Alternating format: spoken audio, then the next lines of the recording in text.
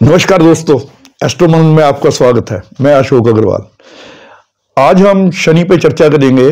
शनि जो 12 फरवरी को अस्त हुए हैं और ये 17 मार्च तक अस्त अवस्था में ही रहेंगे, यानी कि जो 35 दिन का समय है, 35 दिन जो हैं ये शनि इन दिनों में अस्त रहेंगे।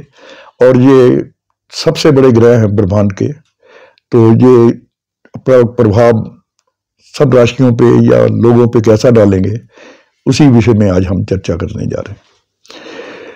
शनि ब्रह्मांड का सबसे बड़ा ग्रह है और जो दो महत्वपूर्ण राशियां हैं, 10वां और 11वां घर, यानी कि आपका एक्शन, जो आप कर्म करते हैं और जो उन कर्म से जो हमें फल प्राप्त होता है, 11वां घर, ये दोनों घर इसके पास हैं।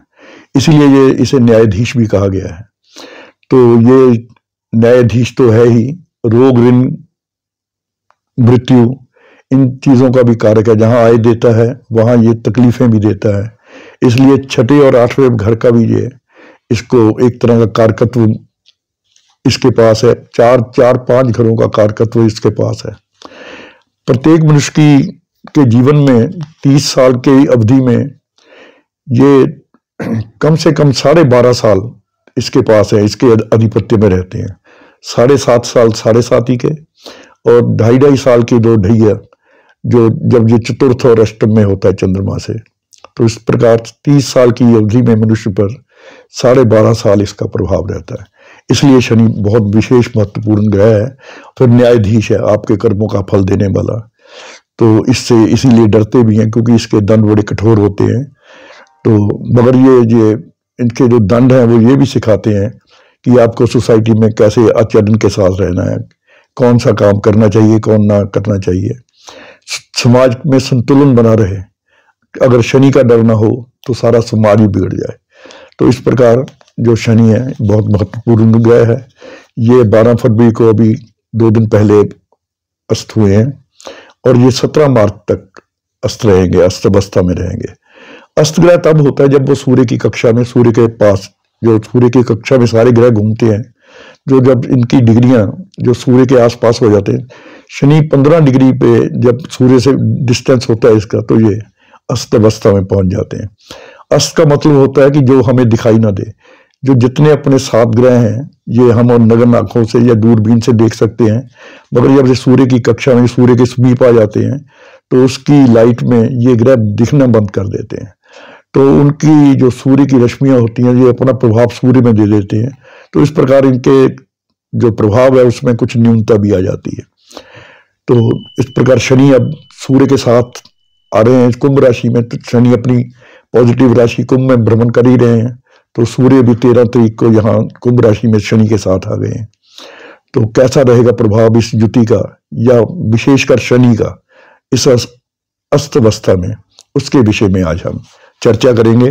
और बाद में मैं कुछ 1-2 सरल उपाय भी बताऊंगा, जिससे कि जिनको जो इसके दुष्प्रभाव मिल रहे हों उसमें कुछ न्यूनता लाई जाए। सबसे पहले बात करते हैं मेष राशि की।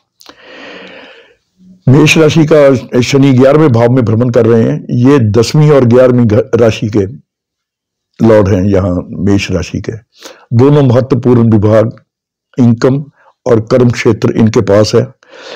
तो आमदनी में कुछ रुकावटें और कमी के योग बनेंगे।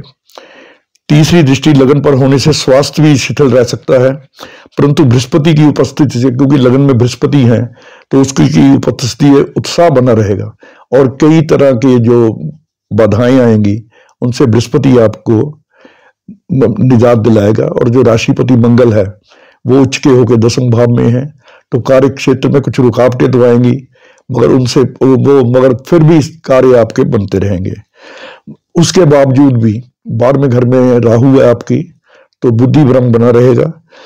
पैतृक संपत्ति के लिए विवाद न बढ़ जाए, क्योंकि जो शनि की दृष्टि है 10वीं दृष्टि है, 8वें स्थान पे भी है, जो पैतृक संपत्ति का है, तो उसके लिए वाद विवाद न बढ़ जाए, इसका आप ध्यान रखिएगा। क्योंकि शनि कोर्ट कचहरी का भी मालिक है। किसी वाद विवाद में फंसेंगे या कोर्ट कचहरी में जाएंगे तो नुकसान का डर है। तो इन मामलों से दूरी यथासंभव हो दूरी बना के रखें और उत्साह अपना बनाए रखें। इसके बाद दूसरी राशि आती है वृष। आपकी राशि के लिए शनि योग कारक ग्रह है, क्योंकि त्रिकोण और केंद्र 9वें घर और 10वें घर के मालिक हैं। तो ये आपके लिए योग कारक ग्रह हैं। अस्त होने से चलते कार्यों में कुछ रुकावट महसूस करेंगे, परंतु बढ़े हुए जो खर्चे थे वो जरूर कम हो जाएंगे। मगर खर्चे जो बढ़े हुए थे पहले वो जरूर कम हो जाएंगे। पत्नी और माता की सेहत का ध्यान रखें, क्योंकि इनकी एक दृष्टि 7वें स्थान पे है, एक चौथे पे है, तो माता के जो स्वास्थ्य है उसका भी ध्यान रखें, और अपनी पत्नी का भी या पार्टनर की से कुछ मनमुटाव ना हो, इसका भी ध्यान रखें। कोई पुरानी जायदाद या वाहन बेचकर जो कोई योजना बना रहे हैं उसे बेचने की, तो उसे बेच पाएंगे, और उसके बदले में आप नया वाहन भी खरीद सकते हैं। मिथुन राशि, शनि आपके अष्टम और नवम भाव का स्वामी है, तो अस्त होने से कुछ अड़चने और मुश्किलें आ सकती हैं। रिसर्च के काम में लगे लोग आलस्य का अनुभव करेंगे। बहुत ज्यादा प्रयास करने पर थोड़ी सी सफलता मिलेगी, परंतु परीक्षा या इंटरव्यू में जाने वाले लोगों या विद्यार्थियों के लिए समय उत्तम रहेगा। गोचर में राहु और बृहस्पति की स्थिति आपको सारी मुश्किलों से निकाल लेगी। तो इसमें जो आपके गोचर में राहु की जो स्थिति है 10वें भाव में, और जो गुरु की स्थिति है 11वें भाव में, ये आपको सारी अड़चनों से सारी अड़चनों को दूर करेगी, क्योंकि 10वें भाव में राहु विशेष बली हो जाते हैं, और 11वें भाव में बृहस्पति इच्छाओं की पूर्ति करने में पूरे सक्षम रहेंगे। मगर फिर भी शनि के अस्त होने से, क्योंकि आपके भाग्य का भी स्वामी है और भाग्य भाव में बैठा है, तो भाग्य में जो वृद्धि होने के जो लगातार वृद्धि हो रही थी उसमें कुछ रुकावट जरूर आ सकती है। उपाय में इस वीडियो के बाद अंत में छोटे से सिंपल उपाय भी बताऊंगा आपको। कर्क राशि वालों, आप ऑलरेडी ढैया के प्रभाव में हैं, क्योंकि शनि आपकी अष्टम राशि में चल रहे हैं, अष्टम भाव में चल रहे हैं। मगर शनि के अस्त होने से आपके लिए जो 35 दिन है ये नई आशा लेकर आ रहे हैं। जो काम रुक रहे थे अब अगर थोड़ा सा भी प्रयास करेंगे तो बनने शुरू हो जाएंगे। वाहन चलाते समय विशेष सावधानी बरतें, वाणी पर नियंत्रण रखें, क्योंकि शनि दूसरे भाव को देख रहे हैं। रूखी वाणी न रखें अपनी। परिवार में कला का वातावरण न बने इसका विशेष ध्यान रखें। विद्यार्थियों के लिए यह समय विशेष ध्यान रखने वाला है। इस समय में की गई मेहनत, जो विद्यार्थी इस समय 35 दिन में खूब मेहनत से पढ़ेंगे, उसके बहुत अच्छे परिणाम उनको आने वाले समय में मिलेंगे। अगली राशि है सिंह। शनि आपके 6ठे और 7वें भाव का स्वामी अपनी ही राशि कुंभ में भ्रमण कर रहा है। यहां अब तक ये राजयोग का असर दे रहा था। शनि जब केंद्र में अपनी राशि में होता है तो वहां पे ये शश नाम का पंच महापुरुष राजयोग बनाता है। तो अब तक ये जो असर दे रहा था, अब कुछ समय के लिए बनते कार्यों में विलंब होना शुरू हो जाएगा। सूर्य भी शनि के साथ है, इसलिए पत्नी या पार्टनर से मनमुटाव हो सकता है या कार्यवश दूर जाना पड़ सकता है। सर्दी जुकाम और आलस्य ये आपको तंग कर सकता है। विदेश यात्रा या कोई नई योजना बना रहे हैं या तो कोई नई इन्वेस्टमेंट करना चाहते हैं तो 17 मार्च तक उसे स्थगित रखने का प्रयास करें। चतुर्थ भाव पर शनि की 10वीं दृष्टि और चतुर्थ भाव का स्वामी मंगल उच्च राशि में है, तो जमीन जायदाद के कार्यों से या उनकी खरीदो फरोख्त से आपको लाभ की संभावना है। कन्या राशि शनि आपके पंचम और छठे भाव का स्वामी है। आपकी राशि में 2 अन्य ग्रह राहु और बृहस्पति भी सप्तम और अष्टम स्थान में है, तो ये आने वाले 35 दिन आपको विशेष सावधानी बरतने की जरूरत रहेगी।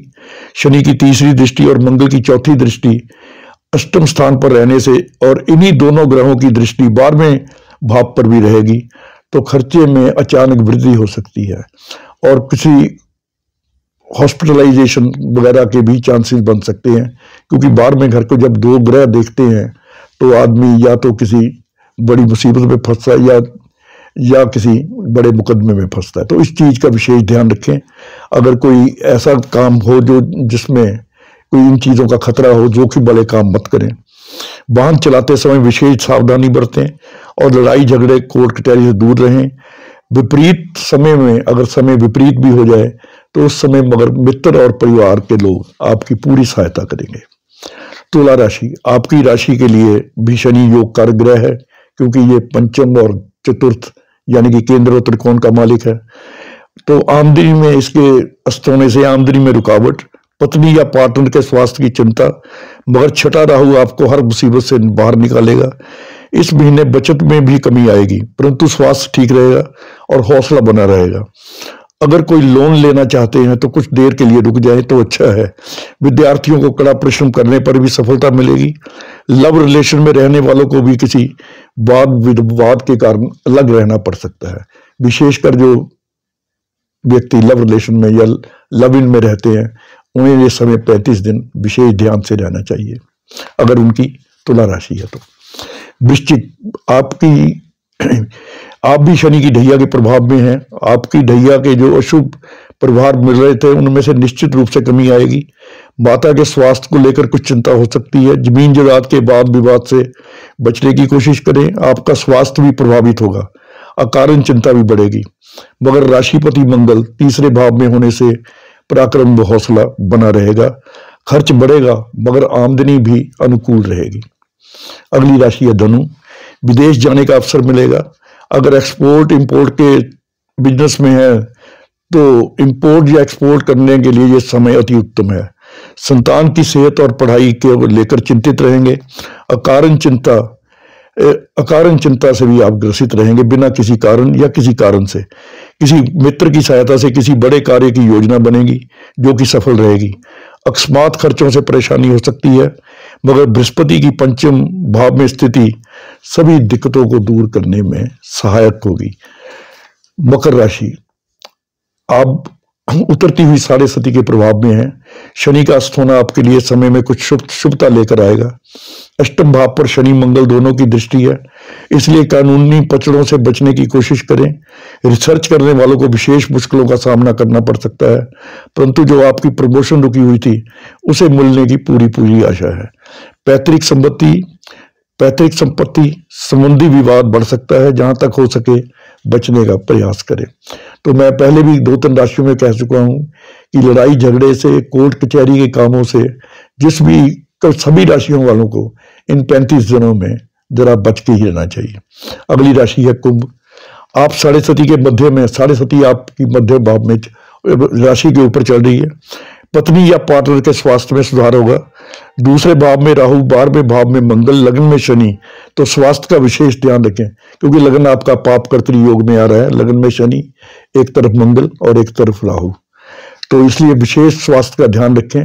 कुछ मेडिटेशन या रोज योगासन वगैरह जो भी आप करते हैं, या कसरत वगैरह करें, नहीं तो हड्डियों की प्रॉब्लम ये चीज देती जब शनि लग्न में हो और इर्द गिर्द कोई पाप ग्रह हो। यात्रा में अपने सामान का विशेष ध्यान रखें। दिन दहाड़े आपका कोई सामान चोरी हो सकता है। बहन भाइयों से अगर कोई विवाद चल रहा है तो उसका कोई हल जरूर निकलेगा इन 35 दिनों में। अनचाही ट्रांसफर हो, जो आप नहीं चाहते वहां आपकी ट्रांसफर होगी या हो सकती है। अपने उच्च अधिकारियों से, जो आपके सीनियर्स हैं, बॉसेस वगैरह, उनके साथ आप प्रेम बनाए रखें और कंट्रोवर्सी से, वाद विवाद से बचें। आखिरी राशि है मीन। आप चढ़ती हुई साढ़े सती के प्रभाव में हैं। आपके लिए यह समय काफी अनुकूल रहने वाला है।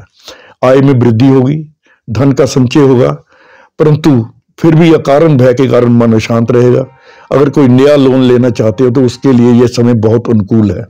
घर में यदि कोई व्यक्ति लंबे समय से बीमार चल रहा है तो उसके स्वास्थ्य में भी सुधार होना शुरू हो जाएगा। और जो कोई योजना आपकी बड़े पुराने समय से लटकी हुई थी, उसके पूरा होने इन 35 दिनों में उस योजना के पूरी होने की पूरी संभावना है। अब इसमें कर्क, वृश्चिक, मकर, कुंभ और मीन, ये 5 राशियों वाले शनि के ढैये या साढ़े साती के प्रभाव में हैं। तो अगर इनको समय अनुकूल ना लगे तो इनको किसी पब्लिक किचन यानी किसी लंगर वगैरह में उड़द या चने या तेल ये देना चाहिए, या किसी गरीब या जरूरतमंद को ये चीजें दे। और अगर पैसे की तंगी महसूस हो तो शनिवार की रात को पीपल की जड़ के नीचे सरसों के तेल का या तिल के तेल का दिया जरूर जलाएं। अगर हनुमान चालीसा का पाठ लगातार करते हैं तो भी शनि से उत्पन्न होने वाली कई मुसीबतों का निराकरण हो जाता है। तो आज बस इतना ही। कल फिर किसी नए विषय के साथ फिर उपस्थित रहूंगा। धन्यवाद, नमस्कार।